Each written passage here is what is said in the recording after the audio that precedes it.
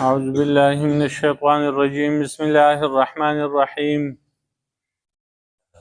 الذين ينقضون عهد الله من بعد ميثاقه ويقطعون ما أمر الله به أن يوصل ويفسدون في الأرض أولئك هم الخاسرون.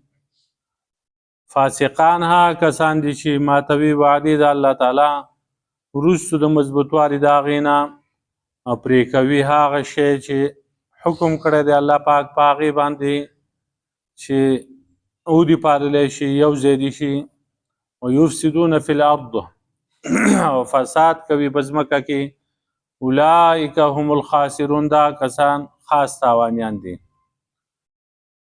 روت د مخکې سردار چې مخکې آیات آخر کې وفرمایل وما یضل به الا الفاسقین. الله پاک نه ګمراه کوي په دې قرآن سره مگر فاسقان. الذين ينقضون عهد الله دا هغې نه یا بدل دی یا د هغې لپاره صفت دی. نو تعارف مقصود دی چې فاسقان څوک دي. الله پاک موږ ته د دغه فاسقانو تعارف کوي چې دا کسان دي چې وعدې ماتوي وروستو د مضبوطوالي نه. کوم شي باندې چې الله پاک د وصلت او د یو ځای کولو حکم کړی دی هغه ختموي پرې کوي. او دریم صفت دا دی چې فساد کوي په ځمکه کې. نتیجه یې دا ده اولئک هم الخاسرون. دا کسان تاوانیان دي هم په دنیا هم په آخرت کې. ینقضون د نقض نه دی. نقض چې دی هغه سپړدلو او ماتولو ته ویل کېږي. لکه رسۍ چې اوږئ او اودلی شي او بیا د هغې نه وروستو بیا یې واپس کولاوي دې ته نقض وایي. په اصطلاح د شریعت کې هغه مقابل د ایفا دی. پوره کولو چې کوم دغه ضد راځي نو هغې ته دا وایي. نو ماتول سپړدله نیمګړی کار کوله دې ته وایي. عهد الله عهد چې دی هغه مضبوطې وعدې ته وایي یا مضبوط حکم ته وایي. دلته تی مراد هغه مضبوط لوز دی. مضبوط لوزه من بعد میثاقه. فاسقان هغه کسان دي چې هغوی ماتوي وعدې د الله پاک وروستو د مضبوطوالي د هغې نه. میثاقه کې دا ضمیر چې دی دا الله پاک ته راجع دی. من بعد میثاق الله ایاه وروستو مضبوطوالي د الله پاک نه دی لوز لره. خدای پاک دا لوز ښه مضبوط کړی او خدای خلکو د فاسقانو مات کړو. یا فاسق ته راجع دی. من بعد میثاقه وروستو د مضبوطوالي د دې فاسق نه د الله وعدې لره چې دا وعده ښه مضبوطه کړوه او بیا یې ماته کړه. یا میثاقه کې دا ضمیر دی عهد ته راجع دی وروستو د مضبوطوالي د عهد نه. عهد او لوز خو ښه مضبوطو خو د هغې نه وروستو د فاسقانو هغه مات کړه. اوس په دې ځای کې الله پاک دغه مرادات نه دي بیان کړي. د دې نه مراد څه دی؟ د عهد الله نه څه مراد دی؟ او د یقطعون ما امر الله به د قطع د هغه څه چې الله پاک په هغې باندې امر کړی دی د دې نه څه مراد دی؟ او د فساد نه څه مراد دی؟ نو دا تفسیري نه دی کړی ځکه چې دلته د فاسقانو تعریف مقصود دی. چې فاسقان هغه کسان مسلې بیانول نه دي مقصوده. فاسقان هغه کسان دي چې هغوی د الله وعدې ماتوي او کوم کار چې الله پاک د کولو امر دوی ته کړی دی هغه نه کوي، هغه قطع کوي، پرې کوي، کټ کوي. او دریم دا چې فساد کوي په ځمکه کې. مفسرینو د دې مختلف معنی هغه ذکر کړ دی. عهد الله نه څه مراد دی؟ چې دا فاسقان د الله پاک وعدې ماتوي. نو دا هغه لوز دی چې په عالم الذر کې الله پاک د دوی نه اخیستی او عالم ارواح کې چې دا ټول ارواح د سرو میږو په شکل کې د آدم علیه السلام په شا کې موجود و. الله پاک ورته فرمایلي الست بربکم، آیا زه ستاسو رب نه یم؟ قالوا بلا. نو دوی ولې نه؟ نو هغه لوز چې د الله په وحدانیت باندې د خلقو کړی و چې ته یو یې موږ به ستا عبادت کوو او ستا سره موږ شریکان نه جوړو. نو حق لوز یې مات کړ دی. دویم دا دی چې دا انکار دی د توحید د الله تعالی نه چې د خدای پاک دوله دلایل ورکړي او دلایل د کائناتو دلایل دي، د عقل دلایل دي او د الله په وحدانیت باندې هغه دلایل قایم وو. دوی د خدای د وحدانیت نه د یووالي نه انکار وکړو او دا کافرو د فاسقانو دغه دلایل ته ونه کتله، نه خپل عقل استعمال کو او نه د کائناتو کې سوچ وکړو. دا مطلب دی. یا مراد تینا معجزات دي چې کوم معجزات الله پاک دی پیغمبرانو له ورکړي نو هغه معجزاتو خیال دوی ونه ساته، په دې پیغمبرانو باندې ایمان را نه وړه. څلورم دا دی چې د دې خلقو په منځ کې چې کوم خپل منځ کې لوزونه دي، یار سړی چې کوم دی هغه لوز کوي د بل سره نه پادي ماتي، چې ماتي نو دغه کس چې کوم دی دا فاسق دی. نو چې څوک لوز وکړي نو هغه پادي، وعده وکړي هغه وعده به پادي. حتی کې چې یو سړی بل ته وایي چې پس ته به زه ستاسو کره شپې له درځم او بیا لا نه علماو لیکل دی، د دې به تیب تپوس کېږي تا خو لوز کړی لوز دی بیا ولې ماتوم.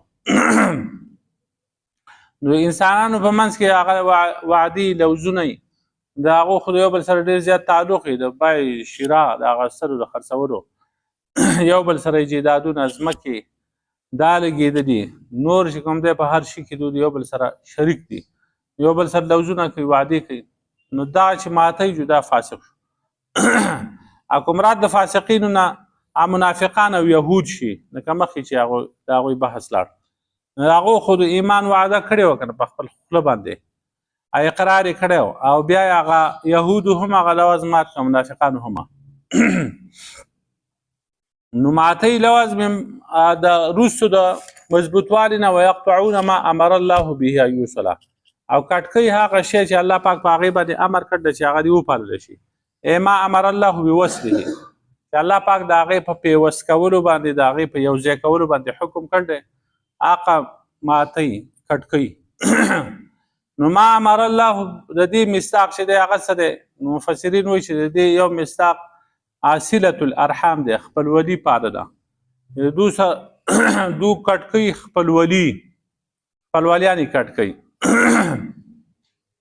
هغې لپاره معمولي بانې ګوري او په هغې باندې عمل نه کوي. دغه رنګې د دې خلقو د نبي علیه السلام سره رشتهداري وه که نه، د دې قریشو د عربو هغه خپلوالی ته نه کتله، هغې باوجود بیا دشمني کوله په نبي علیه السلام باندې ایمان نه راوړ. تعریض دی په دې کې چې ای خلقو تاسو په دې پیغمبر باندې ایمان نه راوړئ او حالا کې دی ستاسو رشته دار دی، هغه رشتهداري کټ کوئ، تاسو فاسقان بلکې داخل دی په دې کې پرې کول د هر هغه شي چې الله پاک په هغې باندې ناراضه کېږي، لکه دا خپلولي پرې کوله، د مؤمنانو دوستانه ختمول، د هغو نه اعراض کول، د انبیا علیهم السلام او د هغو د کتابونو په تصدیق کې تفریقه پیدا کوله، دا منم دا نه منم، دا پیغمبر منم دغه نه منم، دا کتاب منم دغه نه منم، یا جماعت پرې ښودل، یا هر ټول هغه څیزونه چې په هغې کې د خیر پرې ښودل لازمیږي، دا یا شر کول پکې لازمیږي، شر په هغې سره راځي. نو دا ټول په دې کې مقصد دی او مراد دی. نو مطلب دا چې د الله موږ ته دا حکم کړی دی چې ایمان راوړئ، عبادت وکړئ، د هغې په ذریعه د الله سره خپل تعلق مضبوط کړئ، د رسول الله صلی الله علیه وسلم سره خپل تعلق مضبوط کړئ. نو دا په ایمان راوړلو به کېږي، د هغه سره محبت وکړئ او د هغه اتباع وکړئ، دغسې د خپلولي کوئ او د ټولو پیغمبرانو کتابونو په دې باندې یو شانتې ایمان راوړئ، د مور پلار خدمت کوئ، د بچو او د ښځې سره احسان کوئ، انساني لوزونه چې دي د هغې پابندي کوئ، ټول هغه نیک عملونه چې الله پاک پرې خوشحالېږي دا کوئ. نو مؤمنانو کار دا دی چې د هغې به رعایت کوي او د هغې به حفاظت کوي، خیال به یې ساتي. فاسقان هغه کسان دي چې هغه په دې باندې عمل نه کوي، صله رحمي هم کټ کوي، د ښځې د بچو سره تعلق هم کټ کوي، په اماناتو کې خیانت کوي. دا بیماریانې دي. د الله د حق د مخلوق د حق د دې لحاظ نه ساتي.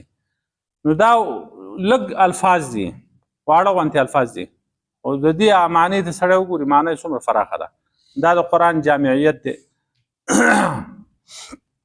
ویفسدون فی الارض فساد کوي په ځمکه کې فساد چې کوم دی هغه شرک دی شرک کوي په ځمکه د شرک او د کفر نه غټ فساد په ځمکه کې بند نشته اعتراضونه کول په قرآن باندې خلق د قرآن نه منع کوله لکه هغه وخت کې به چې هغوی په لارو کوڅو کې خلق کېنول د خلقو په زړونو کې به شکوک شبهات پیدا کوله دا خلق قرآن باندې عمل ونه کوي په دین پورې دیندارو خلقو پورې ټوکې کول مسخرې کوله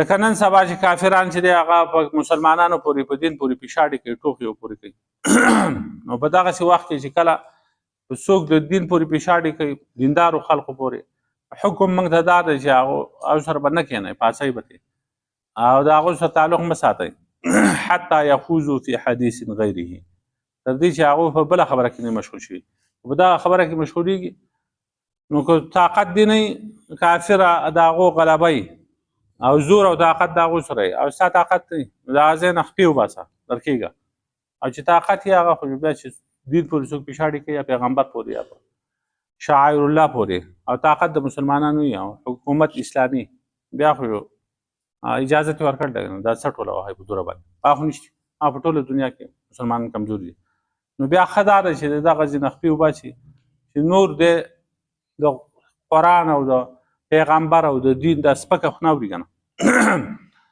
نو دغه کسان چې فساد کوي په ځمکه کې نو آخر کې اولئک هم الخاسرون دا خاص تاوانیان دي خاص تاوانیان